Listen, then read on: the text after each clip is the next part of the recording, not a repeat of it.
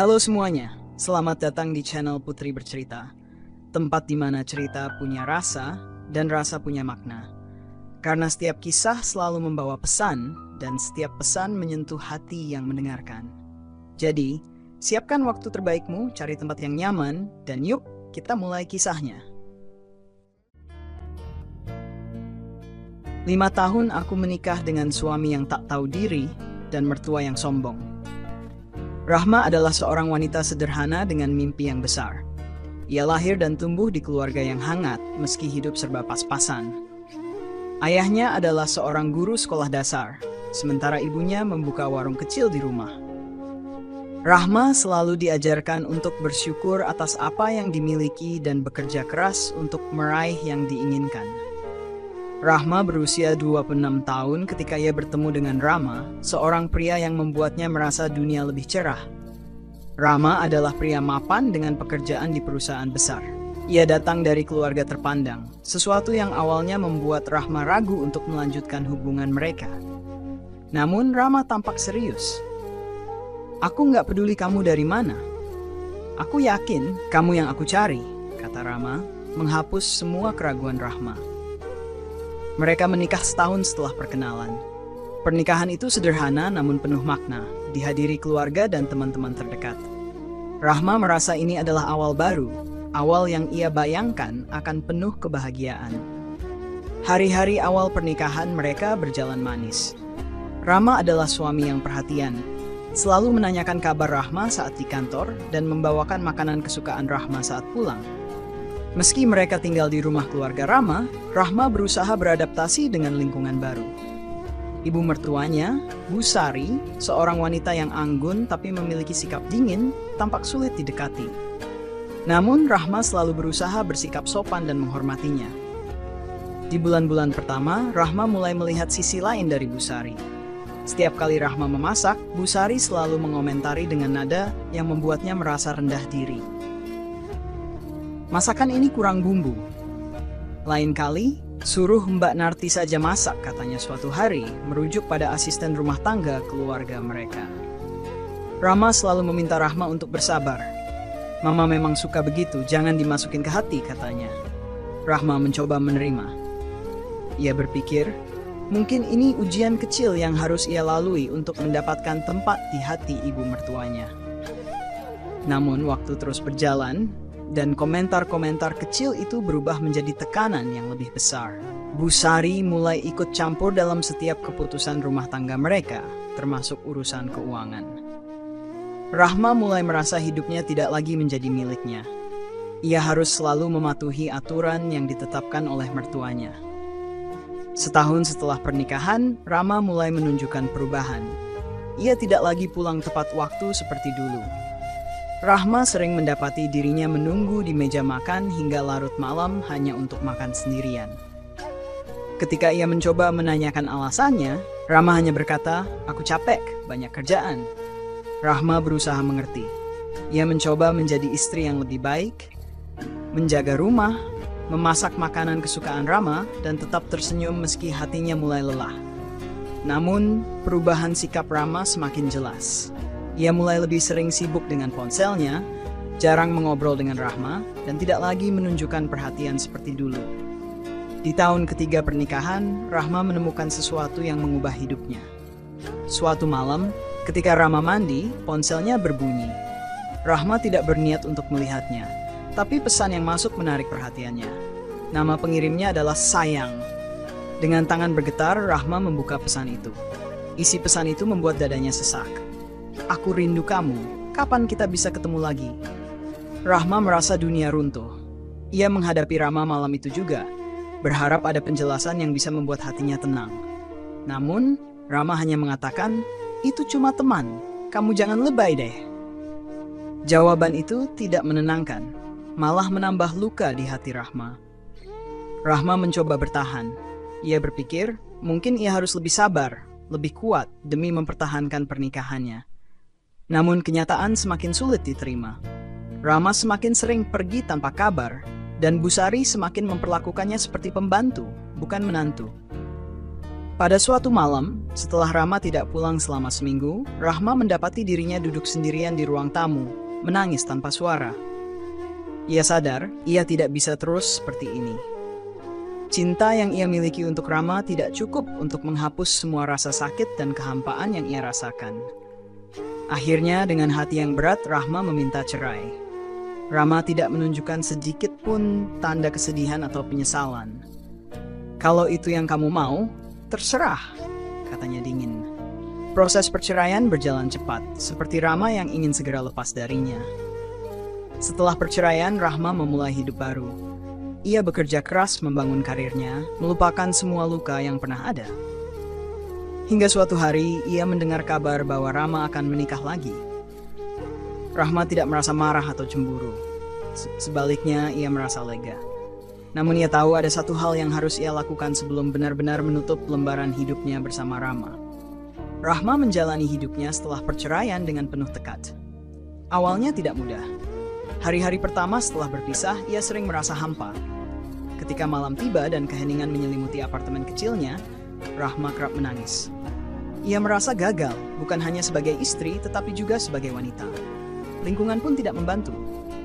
Tetangga lama dan bahkan beberapa kerabat sering membicarakannya di belakang, mengatakan hal-hal seperti, "Kasihan ya ditinggal suami, mungkin dia kurang bisa melayani."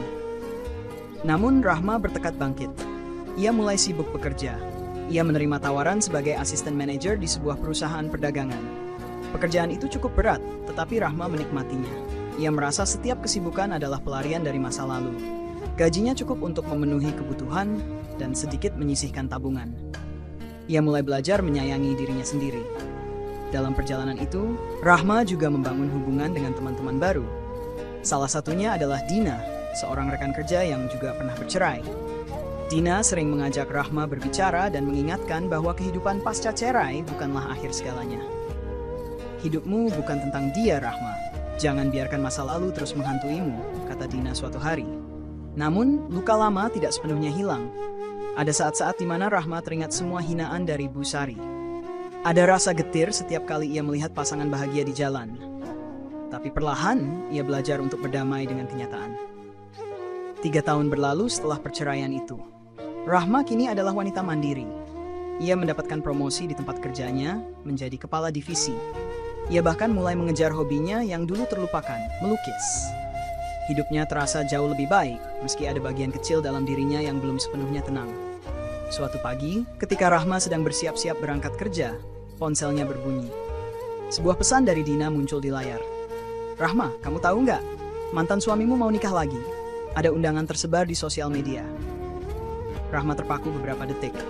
Ia tidak tahu harus merasa apa. Akhirnya ia memutuskan untuk membuka undangan digital yang dikirimkan Dina.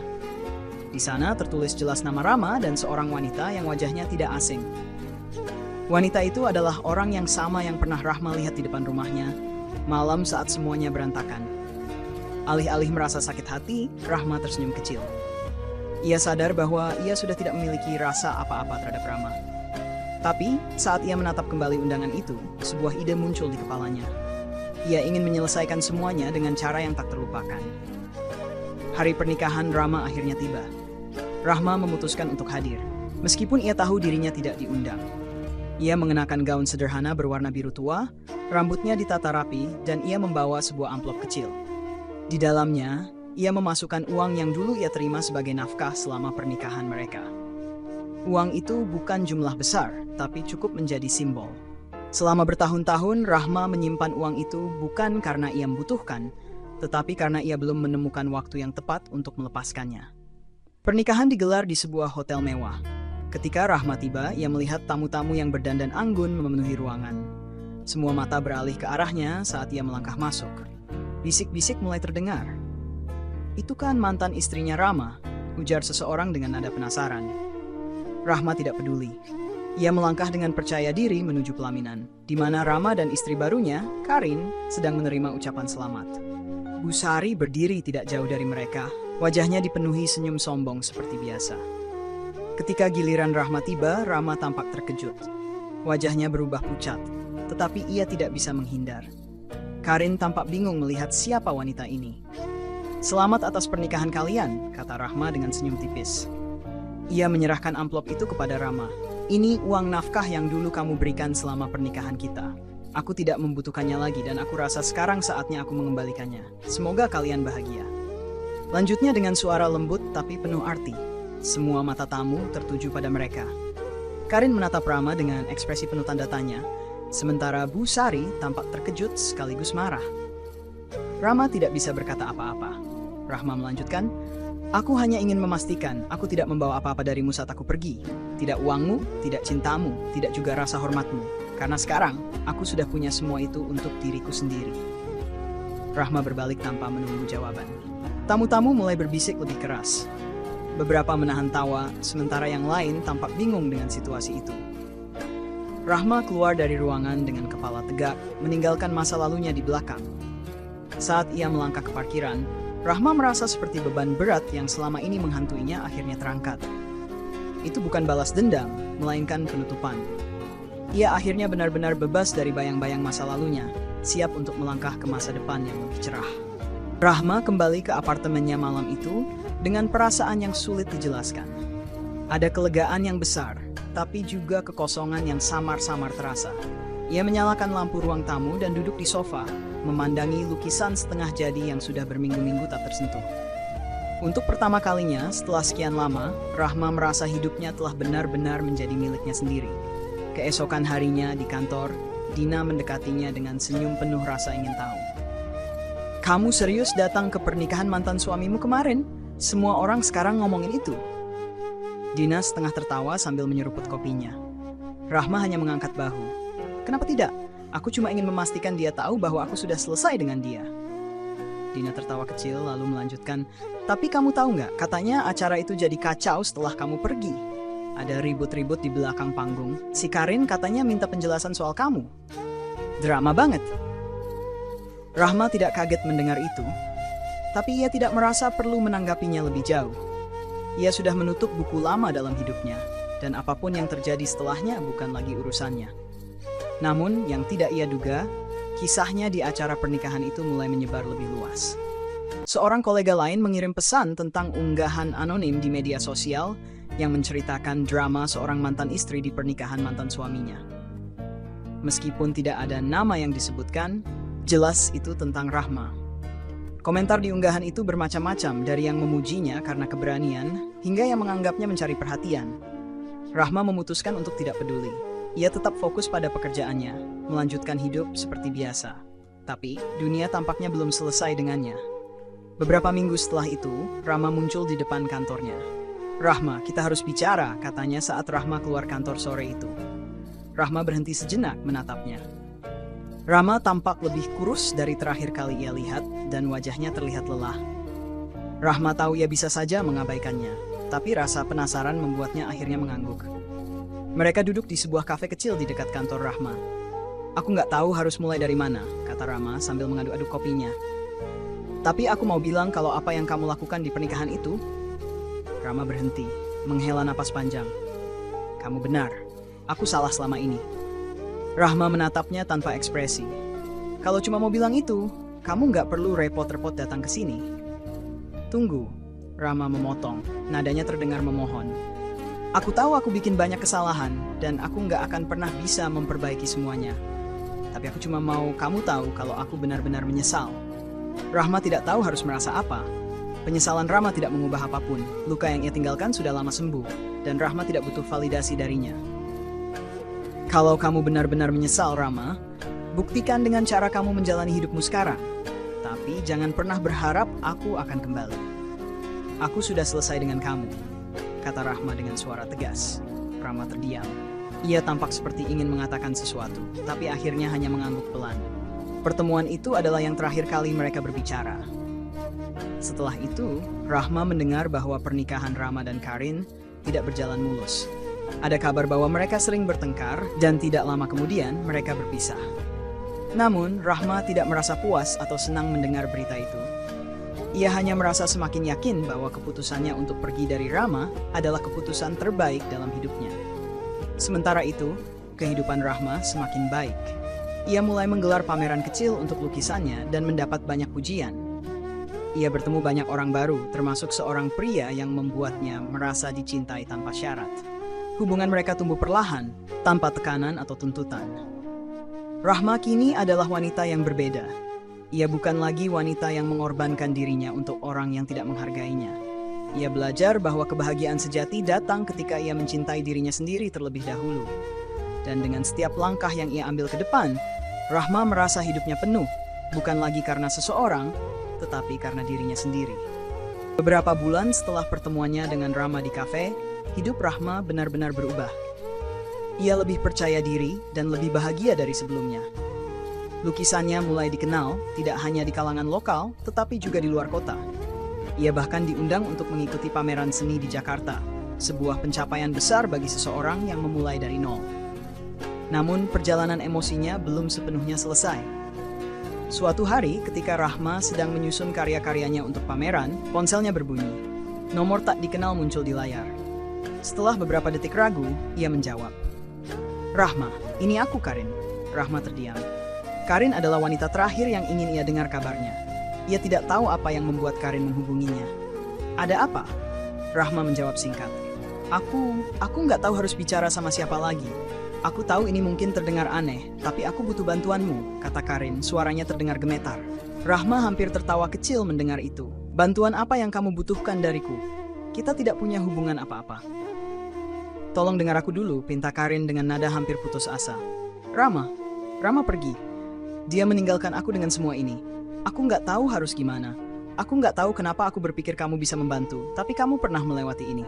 Kamu pasti tahu rasanya." Rahma menarik napas panjang. Ia mencoba memahami situasi, meski di hatinya ia merasa getir. Karin, wanita yang dulu mungkin ikut menghancurkan rumah tangganya, kini datang memohon bantuan. "Aku minta maaf kalau aku ganggu kamu," Karin melanjutkan ketika Rahma tidak segera merespons. "Tapi aku benar-benar nggak tahu harus gimana. Aku merasa hancur." Rahma akhirnya berkata, "Karin, aku tahu rasa sakit yang kamu rasakan, tapi itu bukan tanggung jawabku. Aku sudah pernah melalui itu, dan aku berdiri lagi tanpa meminta tolong pada siapapun.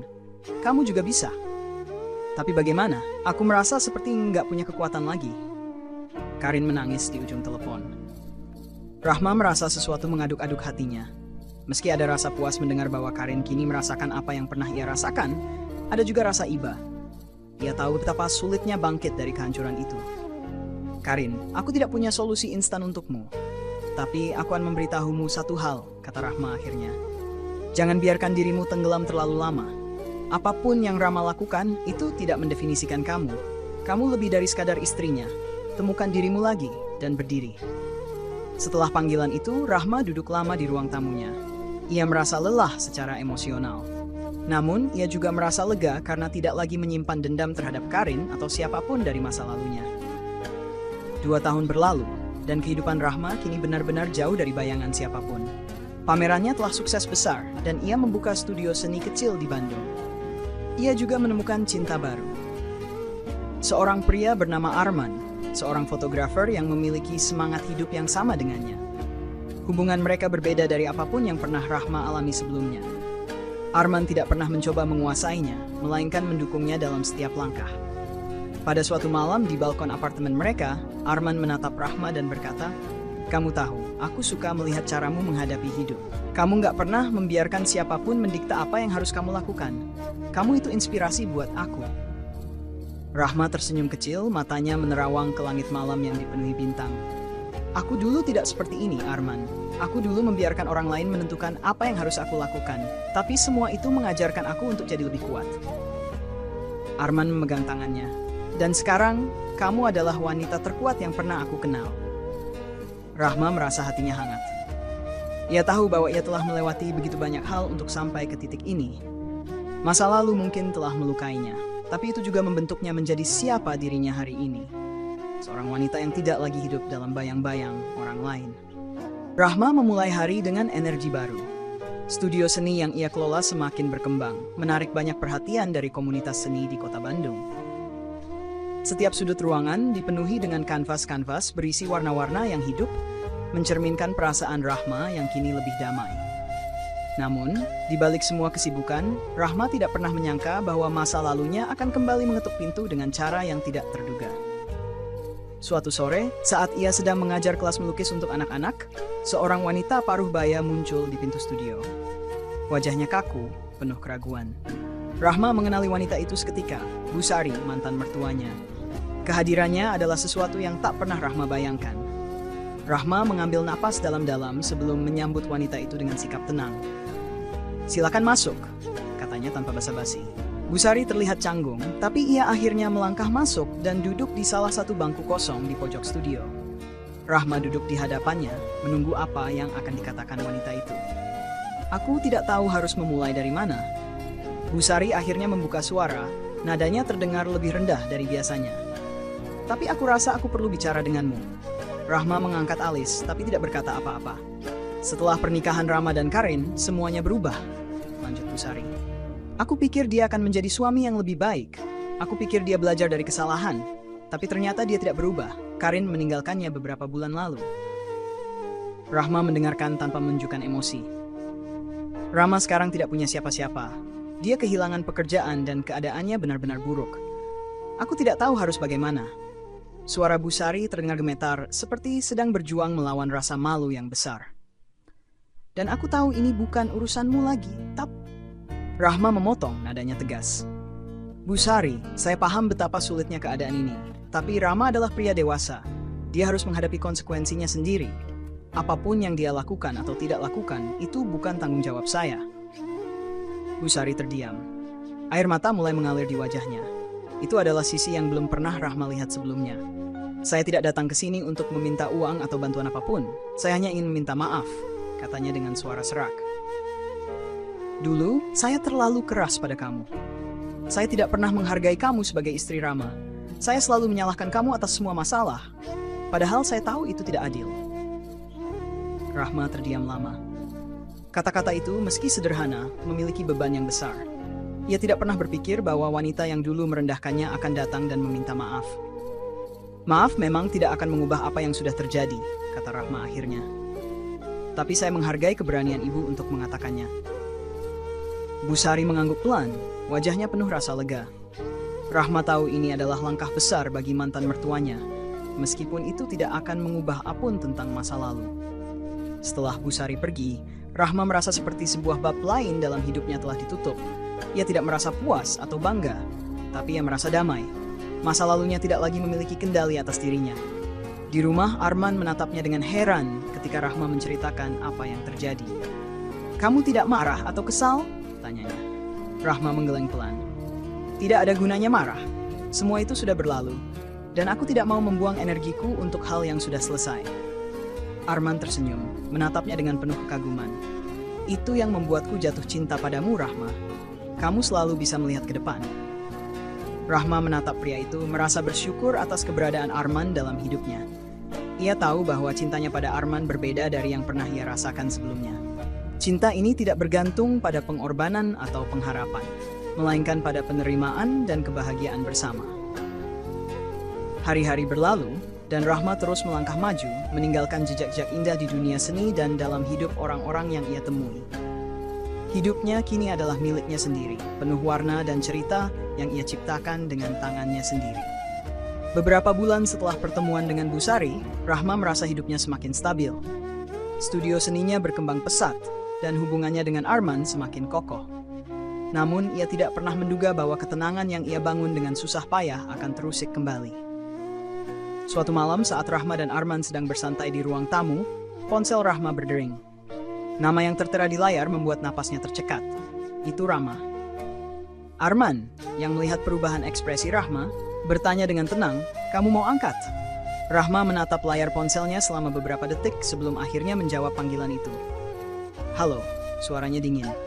Di seberang terdengar suara Rama yang terdengar lemah dan putus asa. "Rahma, aku tahu aku nggak pantas bicara sama kamu, tapi tolong dengarkan aku. Aku butuh bantuanmu." Rahma mengerutkan kening. "Bantuan apa lagi yang kamu minta, Rama? Aku bukan bagian dari hidupmu lagi." "Aku tahu," suara Rama pecah. "Tapi aku benar-benar nggak punya siapa-siapa lagi. Aku kehilangan semuanya, Rahma. Pekerjaan, rumah, bahkan ibu. Dia sudah nggak mau bicara denganku. Aku cuma butuh seseorang untuk bicara. Tolong." Rahma terdiam.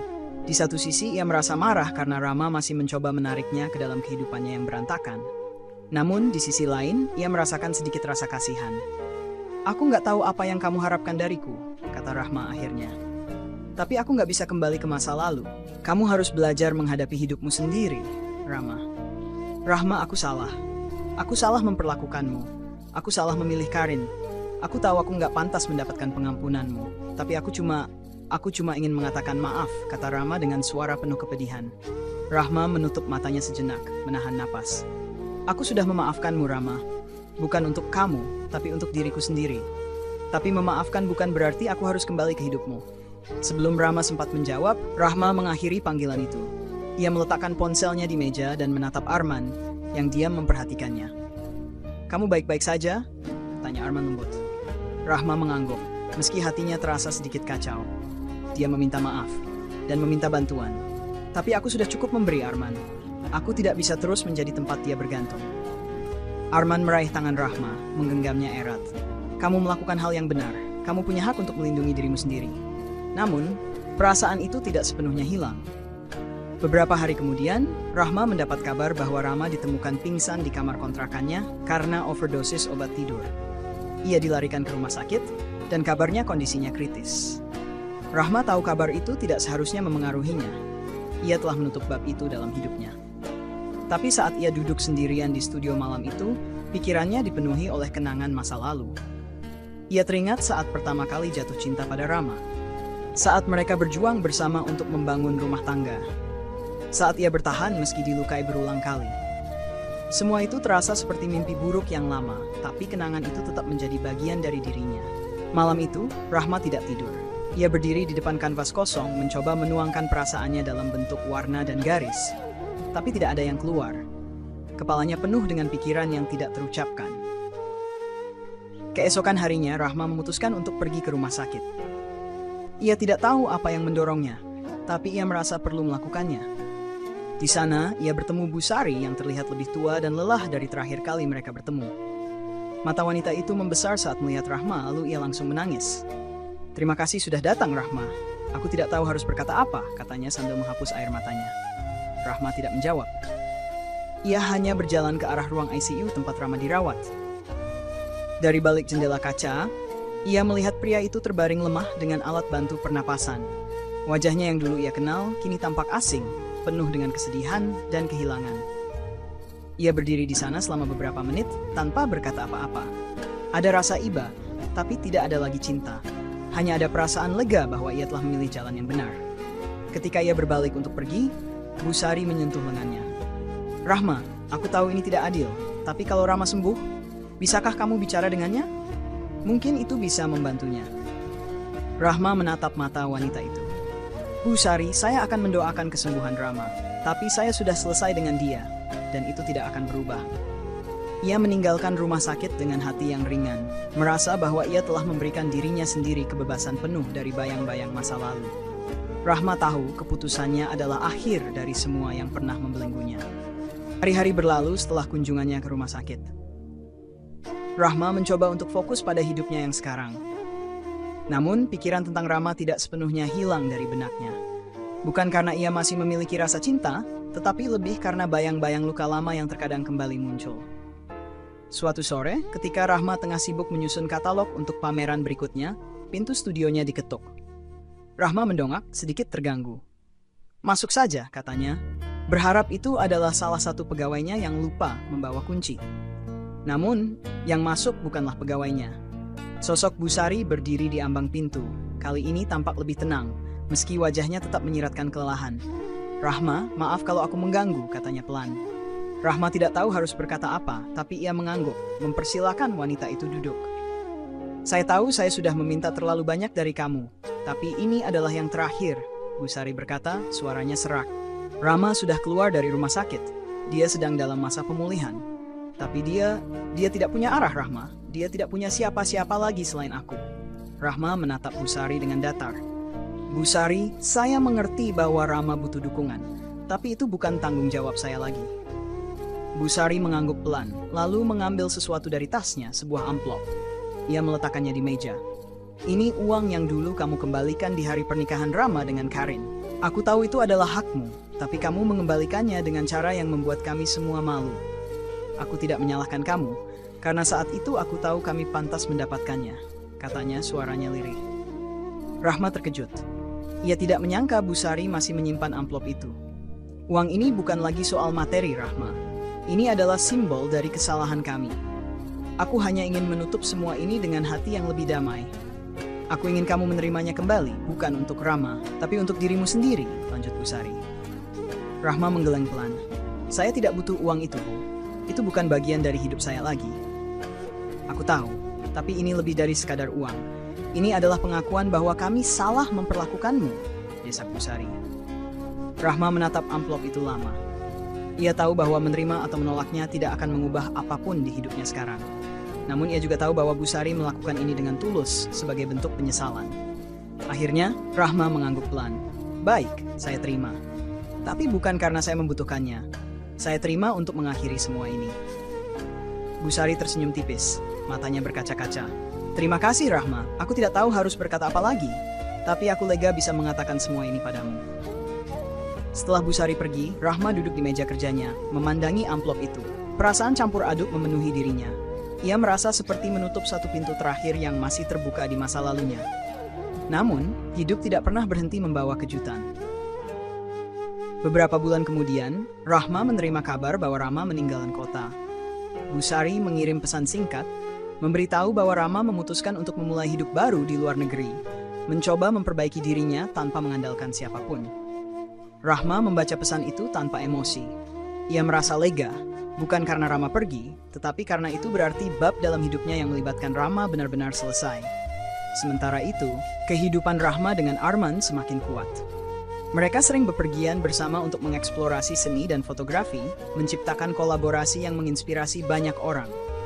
Hubungan mereka bukanlah tentang saling memiliki, melainkan saling mendukung dan membebaskan. Di suatu malam yang tenang, ketika Rahma dan Arman sedang duduk di balkon memandang kota yang bersinar di bawah mereka, Rahma berkata, Arman, aku pernah berpikir kebahagiaan itu tidak mungkin untukku. Tapi kamu membuktikan bahwa aku salah. Arman tersenyum, menggenggam tangan Rahma dengan erat. Aku tidak membuktikan apa-apa, Rahma. Kamu yang menemukan kebahagiaanmu sendiri. Aku hanya ada di sini untuk melihatmu bersinar. Rahma memandang pria itu dengan mata yang penuh rasa syukur. Masa lalu telah mengajarkannya banyak hal, tapi masa kini adalah tempat di mana ia menemukan kebebasan sejati. Rahma tahu, inilah kehidupan yang selalu ia inginkan. Kehidupan yang ia bangun dengan tangannya sendiri, penuh cinta, harapan, dan keberanian. Beberapa bulan setelah Rama pergi ke luar negeri, Rahma benar-benar merasa seperti hidupnya telah berada di tempat yang seharusnya. Namun, sebuah undangan tak terduga tiba di kantornya suatu sore. Sebuah kartu dengan desain mewah tertulis nama pengirimnya, Karin, mantan istri kedua Rama. Rahma membuka undangan itu dengan hati-hati. Itu adalah undangan acara ulang tahun mewah di sebuah hotel bintang 5 atas nama Karin. Namun yang mengejutkan Rahma adalah catatan kecil yang diselipkan di dalamnya. Rahma, aku tahu mungkin merasa aneh menerima ini. Tapi aku benar-benar ingin berbicara denganmu. Ada hal yang harus kamu tahu. Aku akan menunggumu di acara ini. Karin. Rahma menatap catatan itu lama. Ia tidak pernah membayangkan akan berurusan lagi dengan Karin setelah semua yang terjadi. Di satu sisi ia merasa tidak punya kewajiban untuk menghadiri acara itu. Namun, rasa penasaran mulai menghantui pikirannya. Apa yang ingin dikatakan Karin? Malam itu, Rahma menunjukkan undangan itu pada Arman. Kamu pikir aku harus pergi? Tanyanya. Arman seperti biasa tidak pernah memaksakan pendapatnya. Keputusan ada di tanganmu. Tapi kalau kamu merasa ini hanya akan membuka luka lama, mungkin lebih baik tidak usah. Rahma mengangguk. Namun, hatinya tetap gelisah. Hari acara itu tiba. Rahma akhirnya memutuskan untuk datang, lebih karena ingin menyelesaikan semua hal yang mungkin tersisa dari masa lalunya. Dengan gaun sederhana namun elegan, ia tiba di hotel mewah tempat acara diadakan. Acara itu penuh dengan tamu-tamu berpakaian glamor. Namun, mata Rahma hanya tertuju pada satu sosok Karin, yang berdiri di dekat panggung dengan segelas sampanye di tangannya. Wanita itu tersenyum saat melihat Rahma dan langsung menghampirinya. Rahma, aku tidak menyangka kamu akan datang. Terima kasih, kata Karin dengan nada tulus yang mengejutkan Rahma. Apa yang ingin kamu bicarakan? Rahma langsung pada intinya, tidak ingin berlama-lama di tempat itu. Karin menghela napas, lalu mengajak Rahma ke sudut ruangan yang lebih sepi. Setelah memastikan tidak ada yang mendengar, Karin mulai berbicara. Aku tahu kamu mungkin membenciku. Aku tidak menyalahkanmu. Aku salah mengambil keputusan saat itu, katanya. Suaranya terdengar sedikit bergetar. Tapi yang ingin aku katakan adalah tentang Rama. Rahma mengerutkan kening. Aku pikir aku sudah selesai dengan segala hal yang berkaitan dengannya. Karin mengangguk. Aku paham, tapi aku merasa kamu perlu tahu sesuatu. Saat aku menikah dengan Rama, aku menyadari banyak hal yang salah dalam dirinya. Dia tidak pernah benar-benar belajar dari kesalahannya denganmu. Dan aku, Karin berhenti, menatap Rahma dengan mata penuh penyesalan. Aku sadar, aku hanya menjadi bagian dari lingkaran itu. Aku ingin meminta maaf padamu. Rahma menatap Karin, tidak tahu harus berkata apa. Ini adalah pertama kalinya seseorang dari masa lalunya benar-benar meminta maaf secara tulus. Aku sudah memaafkan semuanya, Karin. Tapi kenapa kamu merasa perlu memberitahuku ini sekarang? Karin terdiam sejenak, lalu melanjutkan dengan nada serius. Karena Rama kembali ke Indonesia, dan aku dengar dia mencoba mencari cara untuk bertemu denganmu. Aku hanya ingin kamu waspada. Aku tidak ingin dia merusak hidupmu lagi seperti yang dia lakukan padaku. Rahma merasa darahnya berdesir. Ia tidak pernah membayangkan Rama akan kembali dan mencoba menghubunginya lagi. Terima kasih sudah memberitahu, kata Rahma akhirnya, mencoba tetap tenang meski hatinya bergolak. Beberapa minggu kemudian, ketakutan Karin menjadi kenyataan. Rama mengirim pesan singkat kepada Rahma, meminta untuk bertemu. Ia mengaku ingin meminta maaf sekali lagi dan membicarakan sesuatu yang penting. Rahma mengabaikan pesan itu. Namun, Rama tidak menyerah. Ia mulai mengirimkan bunga ke studio Rahma dengan pesan-pesan penuh penyesalan. Bahkan, suatu hari, Rama muncul di depan studio menunggu Rahma keluar.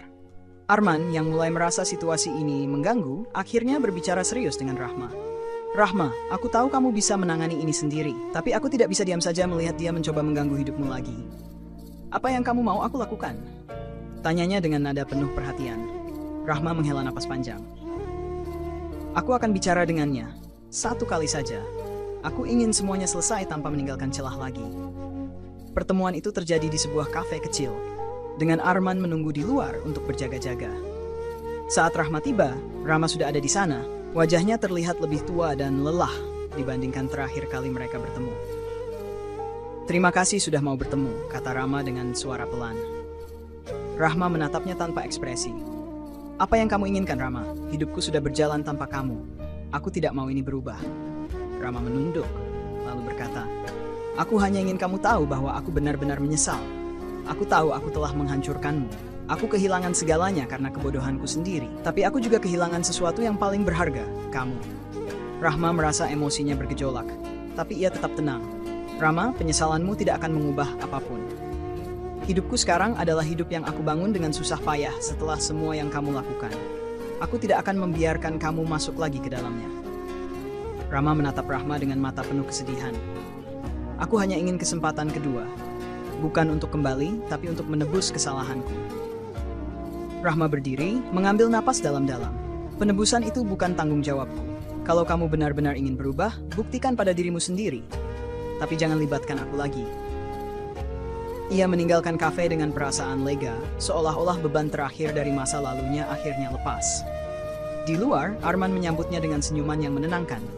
Dan Rahma tahu ia telah membuat keputusan yang benar. Namun, Rahma tahu ini belum akhir dari semua konflik. Ia bersiap menghadapi apapun yang mungkin terjadi, dengan keyakinan bahwa dirinya lebih kuat dari apapun yang akan datang. Beberapa hari setelah pertemuan dengan Rama, Rahma merasa hidupnya seolah kembali memasuki sebuah fase yang lebih tenang.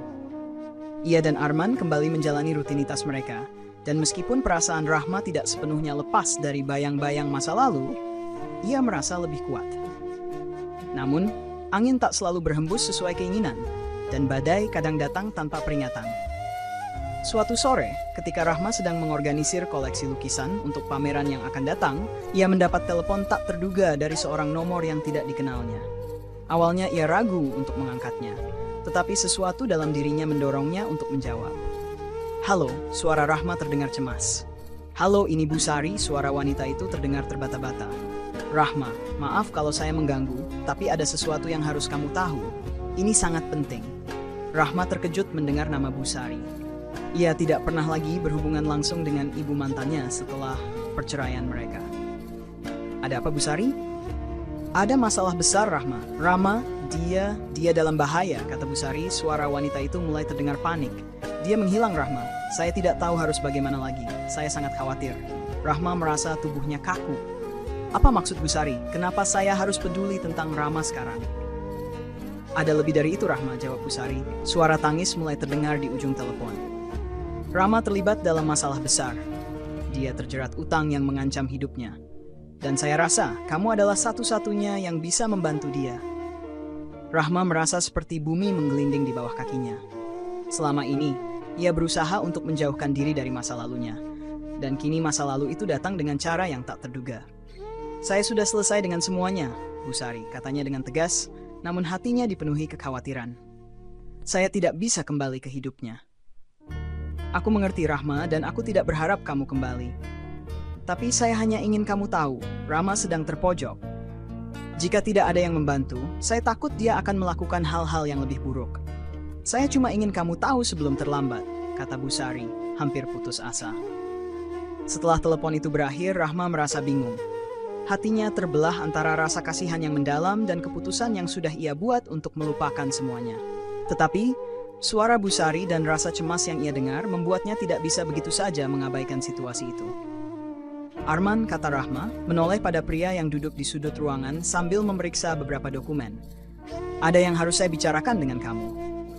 Arman meletakkan dokumennya dan menatap Rahma dengan penuh perhatian. Ada apa? Kamu terlihat tidak tenang. Rahma duduk di sampingnya, memegang tangannya. Busari menghubungi saya.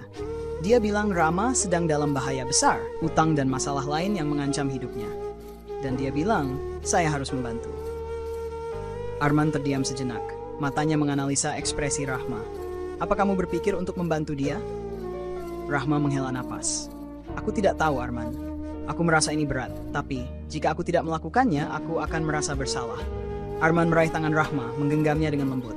Rahma, aku tahu kamu orang yang baik, dan kamu selalu ingin membantu. Tapi kamu sudah melewati banyak hal bersama dia. Kamu sudah berjuang, dan aku tidak ingin melihatmu kembali terjerat dalam masalah yang sama. Kamu tidak harus menanggungnya sendiri. Rahma menatap Arman, merasakan dukungan yang tulus darinya. Namun hatinya tetap ragu. Aku tahu, Arman. Tapi, bagaimana jika aku bisa membantu? Bagaimana jika ini adalah cara untuk benar-benar menutup masa lalu? Arman menghela napas. Tahu bahwa ini adalah keputusan besar yang harus diambil Rahma sendiri. Apapun yang kamu putuskan, aku akan ada di sini untuk mendukungmu. Tapi ingat, jangan biarkan dirimu kembali terluka karena seseorang yang sudah melukaimu. Rahma menunduk sejenak, berpikir keras. Perasaan bingung dan cemas semakin menyelimuti dirinya. Ia tahu bahwa berurusan dengan Rama sekali lagi bisa membuka luka lama yang sulit untuk disembuhkan. Namun, perasaan kasihan dan ingin membantu tetap mengganggu pikirannya. Setelah beberapa hari penuh kebingungan, Rahma akhirnya memutuskan untuk menemui Busari, mencari tahu lebih banyak tentang keadaan Rama. Ia ingin memastikan apakah ini benar-benar keadaan darurat atau hanya kekhawatiran yang berlebihan. Setibanya di rumah Busari, ia disambut dengan wajah cemas wanita itu. Busari mempersilakan Rahma duduk dan mulai menceritakan lebih lanjut. Rama berhutang banyak pada orang yang salah, Rahma. Orang-orang itu, mereka tidak main-main. Jika tidak ada yang membayar utangnya, mereka akan memburunya sampai ke ujung dunia. Rahma merasakan ketegangan di udara. Ia tidak tahu harus merespons apa. Apa yang kamu ingin saya lakukan, Busari? Saya sudah berjanji untuk tidak terlibat lagi dalam kehidupan Rama. Rahma, aku tidak meminta kamu untuk menjadi penyelamatnya, kata Busari dengan suara berat. Aku hanya ingin kamu tahu bahwa ini bisa berakhir sangat buruk. Rama mungkin tidak akan keluar dari ini hidup-hidup. Rahma merasa seolah-olah seluruh dunia runtuh di sekitarnya. Semua yang telah ia bangun, semua yang telah ia lakukan untuk menyembuhkan dirinya sendiri, kini dipertanyakan oleh perasaan kasihan yang semakin mendalam. Ia berdiri dan berjalan ke jendela, menatap kota yang dipenuhi kehidupan dan hiruk-pikuknya. Tapi bagaimana kalau aku tidak melakukan apa-apa, Busari? Bagaimana kalau aku hanya membiarkannya? Rahma berkata pelan. Busari mendekat, meletakkan tangan di bahu Rahma. Kadang-kadang, Rahma, kita harus memilih untuk melepaskan dan memberi kesempatan bagi orang lain untuk belajar dari kesalahannya. Tapi, jika kamu merasa harus melakukan sesuatu, aku tidak akan menghalangi. Rahma menatap keluar jendela, berpikir panjang. Mungkin ia bisa menutup masa lalu ini sekali, dan untuk selamanya, dengan cara yang benar. Namun ia tahu bahwa melakukan itu akan membuatnya terlibat lebih jauh dari yang ia inginkan. Akankah ia bisa menghadapinya kali ini? Rahma merasakan kegelisahan yang semakin mendalam, seperti ada sesuatu yang membebaninya lebih berat daripada sebelumnya. Meskipun ia berusaha meyakinkan dirinya bahwa ia tidak memiliki kewajiban untuk terlibat lagi dalam hidup Rama, kenyataan bahwa lelaki itu berada dalam bahaya mengusik hatinya. Ia tidak bisa begitu saja membiarkan sesuatu yang buruk terjadi padanya, meskipun mereka sudah berpisah. "Apa yang sebenarnya kamu ingin aku lakukan, Busari?" tanya Rahma. Suaranya hampir tak terdengar. Busari menatapnya dengan mata penuh harapan dan ketakutan. "Aku tidak tahu harus berbuat apa lagi, Rahma." Rama tidak mendengarkan siapapun lagi. Dia sudah terjerat dengan kelompok yang sangat berbahaya. Mereka mengancam akan membuatnya membayar dengan nyawanya jika utangnya tidak dilunasi. Aku hanya bisa mengandalkanmu." Rahma menarik napas dalam-dalam. Ia tahu betul bahwa menghadapinya lagi bisa membuka banyak luka lama, tetapi entah kenapa perasaan kasihan terhadap Rama selalu mengusik pikirannya. Ia tidak bisa berpura-pura tidak peduli. "Busari, saya akan mencoba membantu," katanya dengan suara tegas namun penuh keraguan. "Tapi saya tidak tahu bagaimana saya bisa membantu mengatasi masalah sebesar ini. Saya butuh lebih banyak informasi." Busari mengangguk, lalu mengeluarkan sebuah amplop dari tasnya dan memberikannya pada Rahma. "Ini adalah informasi tentang orang-orang yang terlibat dalam utangnya. Mereka adalah kelompok yang sulit ditembus, Rahma. Mereka bukan hanya orang biasa. Kalau kamu memutuskan untuk turun tangan, kamu harus hati-hati." Rahma menerima amplop itu dengan tangan gemetar, merasakan betapa beratnya beban yang harus ia tanggung. Ia tahu bahwa keputusan ini bukan tanpa risiko. Tetapi ada sesuatu dalam dirinya yang mendorongnya untuk terus melangkah. Untuk tidak membiarkan seseorang, bahkan seseorang yang telah melukai hatinya, terjebak dalam penderitaan yang tak bisa ditanggung. Setelah meninggalkan rumah Busari, Rahma segera menemui Arman. Ia tahu ia tidak bisa menghadapinya sendirian. Meskipun ia sudah mengumpulkan tekad untuk membantu, ia juga merasa perlu berbicara dengan seseorang yang dapat memberinya perspektif yang lebih jelas. "Arman, aku harus pergi ke tempat-tempat yang mungkin berbahaya untuk mencari tahu lebih banyak tentang orang-orang ini. Aku butuh bantuanmu. Kamu akan tetap bersamaku, kan?" tanya Rahma, menatap pria itu dengan penuh harap. Arman mengerutkan kening. Ekspresinya menunjukkan kekhawatiran yang mendalam.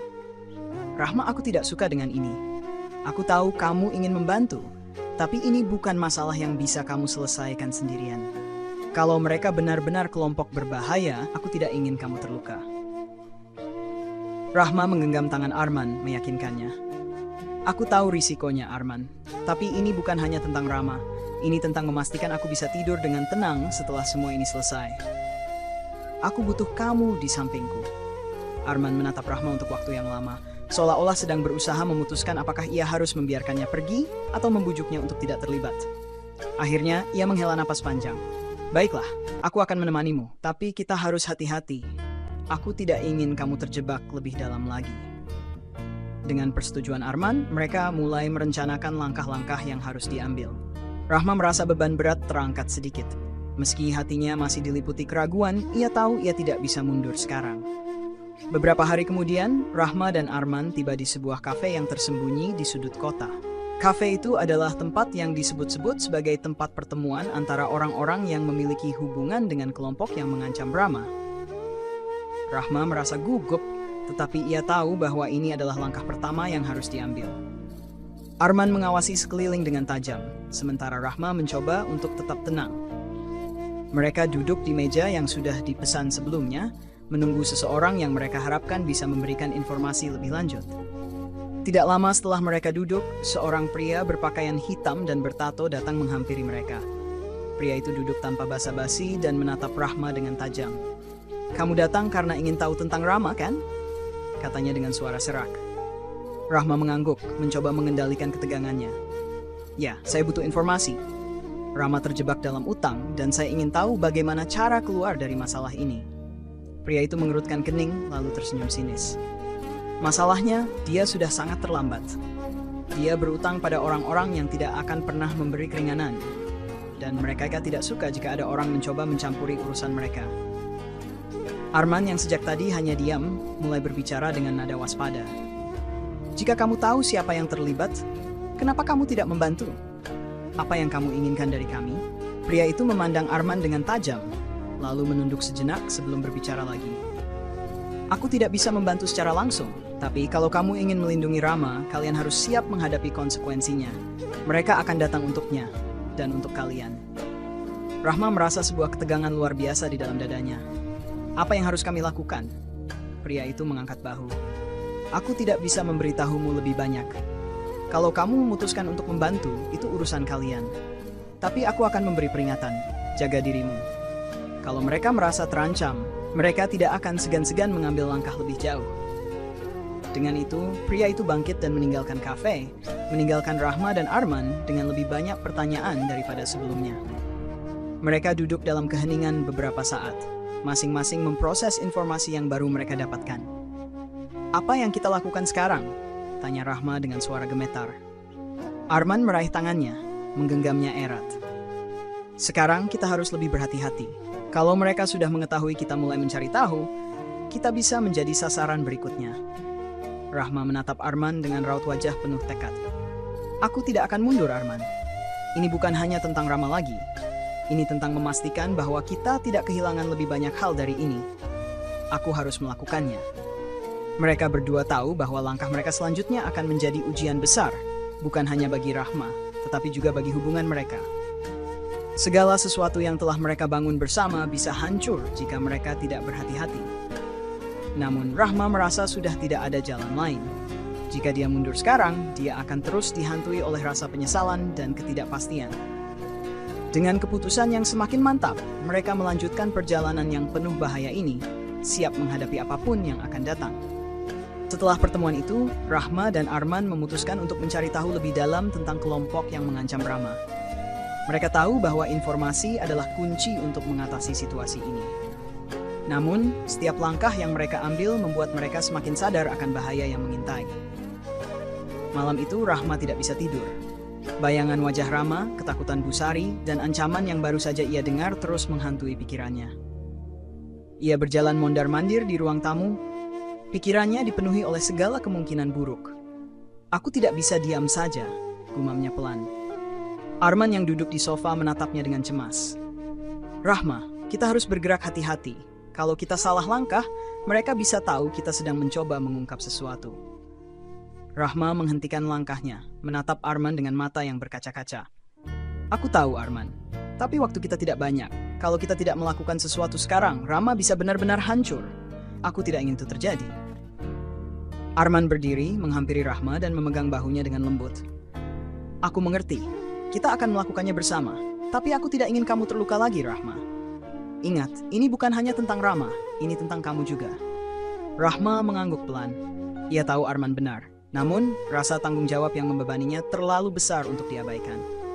Keesokan harinya, mereka memutuskan untuk menemui seseorang yang disebut-sebut memiliki hubungan dengan kelompok tersebut.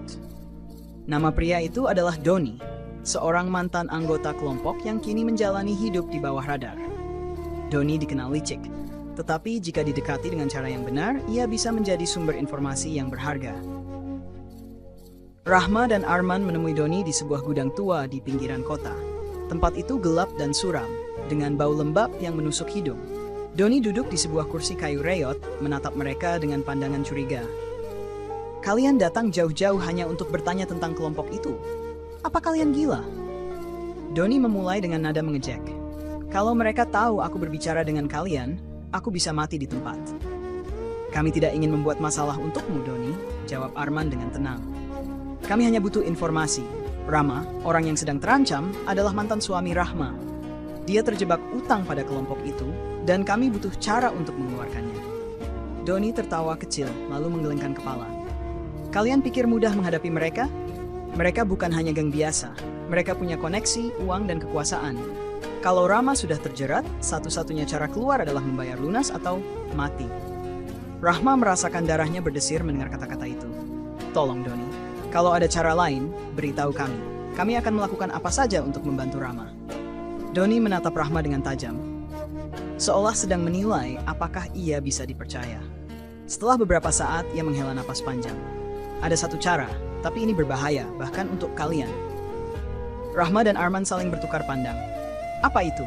Tanya Rahma, suaranya bergetar. Kalian harus menemukan bukti bahwa kelompok itu melakukan kegiatan ilegal yang lebih besar. Jika kalian berhasil menyerahkan bukti itu ke pihak berwenang, mereka akan sibuk menghadapi hukum dan mungkin melupakan Rama. Tapi, kalau kalian gagal, kalian akan menjadi target berikutnya. Rahma merasa tubuhnya gemetar. Tugas ini lebih besar dari yang ia bayangkan. Namun, ia tahu bahwa ini mungkin satu-satunya jalan. Kami akan melakukannya, katanya akhirnya. Doni mengangguk pelan. Kalau begitu, dengarkan baik-baik. Mereka menyimpan sebagian besar dokumen penting mereka di sebuah gudang di luar kota. Gudang itu dijaga ketat, tapi kalau kalian pintar, kalian bisa masuk tanpa terdeteksi. Di dalamnya, kalian harus mencari file dengan label merah. Itu adalah bukti yang kalian butuhkan. Arman mengangguk, mencoba menyerap semua informasi yang diberikan. Bagaimana kami tahu gudang itu tidak diawasi oleh kamera atau jebakan lainnya? Doni tersenyum kecil. Kalian harus pintar-pintar menghindar. Mereka memang canggih, tapi tidak sempurna. Ingat, satu langkah salah, dan semuanya akan berakhir untuk kalian. Rahma dan Arman meninggalkan pertemuan itu dengan hati yang berat. Mereka tahu bahwa apa yang mereka lakukan sangat berisiko. Namun, mereka tidak punya pilihan lain. Jika ini adalah cara untuk menyelamatkan Rama sekaligus memastikan keselamatan mereka, mereka harus mencobanya. Malam itu, mereka mempersiapkan diri untuk menyusup ke gudang yang dimaksud. Rahma merasa jantungnya berdetak lebih cepat dari biasanya, tetapi ia mencoba untuk tetap tenang. Arman membawanya ke sisi lain ruangan, memastikan mereka memiliki peralatan yang cukup. Rahma, kalau ini terlalu berbahaya, kamu bisa menunggu di luar. Aku yang masuk, kata Arman dengan suara tegas. Rahma menatapnya dengan mata yang penuh tekad. Tidak, Arman, kita melakukan ini bersama. Aku tidak akan membiarkanmu menghadapi semuanya sendirian. Dengan peralatan sederhana dan peta gudang yang diberikan Doni, mereka menuju lokasi. Gudang itu berada di tengah hutan kecil, jauh dari pemukiman. Cahaya bulan menjadi satu-satunya penerangan mereka saat mereka mendekati bangunan besar itu. Rahma merasa napasnya semakin berat ketika mereka tiba di depan gudang. Suara langkah kaki para penjaga terdengar jelas di telinganya, membuat adrenalinnya meningkat. Mereka harus bergerak cepat dan hati-hati. Satu kesalahan saja bisa membawa mereka ke dalam bahaya besar. Rahma dan Arman bersembunyi di balik semak-semak, mengamati gudang dari kejauhan. Cahaya lampu sorot terus berputar, menyisir area sekitar. Dua penjaga bersenjata mondar-mandir di depan pintu utama.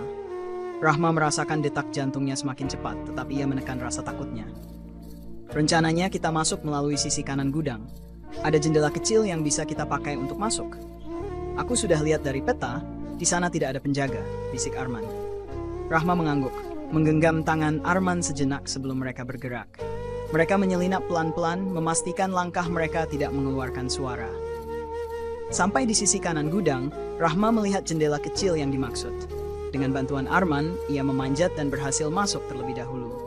Di dalam gudang, suasananya sunyi tetapi mencekam. Gudang itu dipenuhi oleh rak-rak besi yang menjulang tinggi, penuh dengan kotak dan dokumen. Rahma mencoba mengingat instruksi Doni mencari tanda khusus yang disebutkan. File merah di bagian rak sebelah barat, bisik Rahma pada dirinya sendiri. Arman mengikutinya dengan waspada. Namun saat mereka mendekati rak yang dimaksud, suara langkah kaki mendekat. Rahma dan Arman buru-buru bersembunyi di balik salah satu kotak besar. Seorang pria dengan senapan berjalan perlahan, matanya menyisir area sekitar. Napas Rahma terhenti sejenak, tubuhnya membeku. Pria itu akhirnya berlalu dan Rahma menarik napas lega. Ia melanjutkan pencariannya dengan tangan gemetar. Tak lama ia menemukan map merah yang dicari. Rahma membuka map itu dan melihat sejumlah dokumen yang mencantumkan daftar transaksi ilegal, termasuk nama-nama anggota kelompok itu. Ini dia, bisik Rahma penuh kemenangan.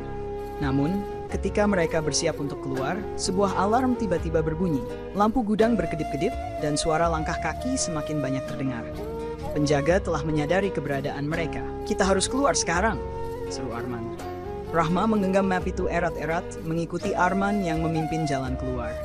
Mereka berlari menuju jendela tempat mereka masuk, tetapi dua penjaga sudah menghadang di sana. Arman menoleh ke arah lain, mencari rute pelarian. Mereka menemukan pintu belakang gudang yang tidak terkunci. Saat mereka berhasil keluar dari pintu belakang, mereka mendengar teriakan dan suara tembakan. Rahma dan Arman berlari sekuat tenaga menuju mobil yang mereka parkirkan agak jauh dari gudang. Napas Rahma tersengal-sengal, tetapi ia tidak berhenti berlari.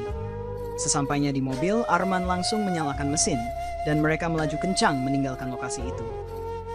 Tembakan terdengar lagi, tetapi untungnya tidak mengenai mereka. Rahma dan Arman akhirnya tiba di tempat aman, sebuah rumah kecil milik teman lama Arman yang mereka gunakan sebagai tempat persembunyian sementara. Rahma masih memegang map merah itu dengan erat, tangannya gemetar. "Kita berhasil," katanya dengan suara parau. Arman memeluk Rahma erat. "Kita belum selesai, Rahma. Kita harus menyerahkan dokumen ini ke pihak berwenang secepat mungkin." Rahma mengangguk.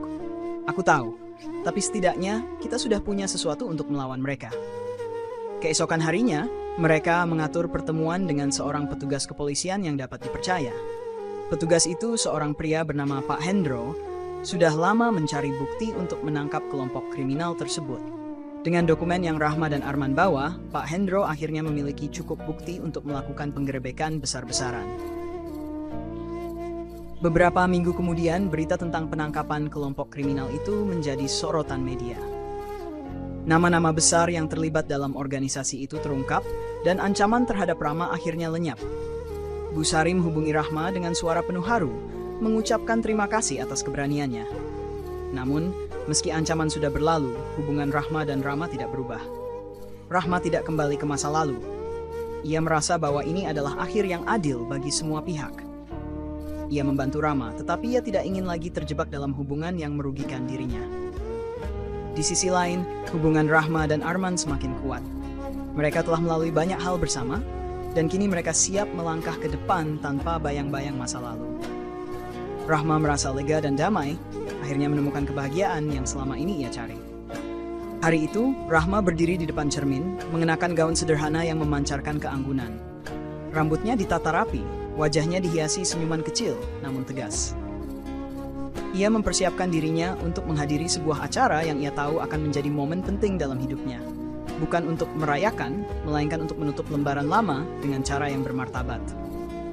Acara pernikahan Rama dengan istri barunya digelar di sebuah gedung mewah di pusat kota. Suara musik dan tawa undangan memenuhi ruangan, tetapi Rahma melangkah masuk dengan tenang, membawa amplop berisi uang yang dulu pernah Rama serahkan sebagai nafkah setelah perceraian mereka.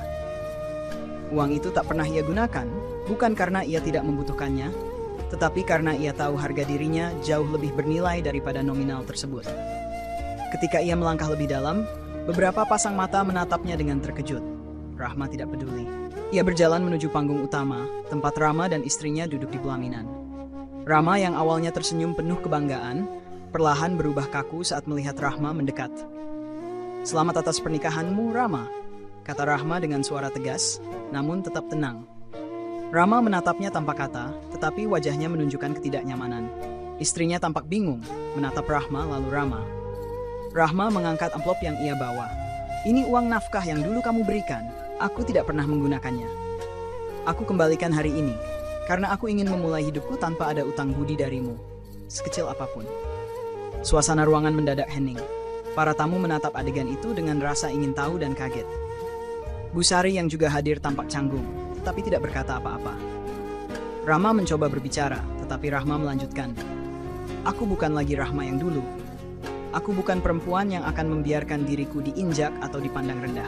Aku sudah berdamai dengan masa laluku, dan sekarang aku berdiri di sini bukan untuk menghancurkan kebahagiaanmu, tapi untuk memastikan aku meninggalkanmu tanpa beban apapun."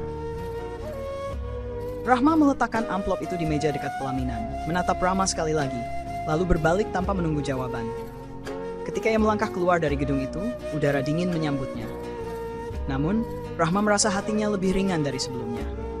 Di pintu keluar, Arman sudah menunggu, menyandarkan diri di mobilnya dengan senyum menenangkan. "Sudah selesai?" tanya Arman. Rahma mengangguk. "Sudah.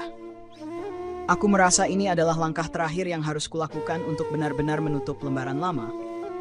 Arman membuka pintu mobil untuk Rahma, Lalu mereka melanjutkan perjalanan meninggalkan masa lalu yang kini tak lagi membebani. Penutup.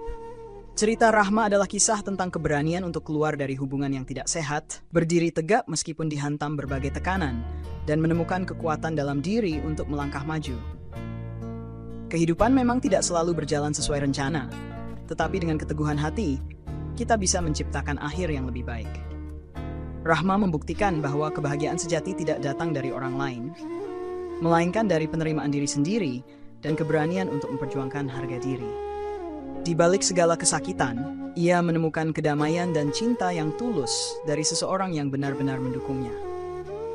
Akhir cerita ini bukan sekadar penutup, melainkan awal baru bagi Rahma untuk menjalani hidupnya tanpa bayang-bayang masa lalu.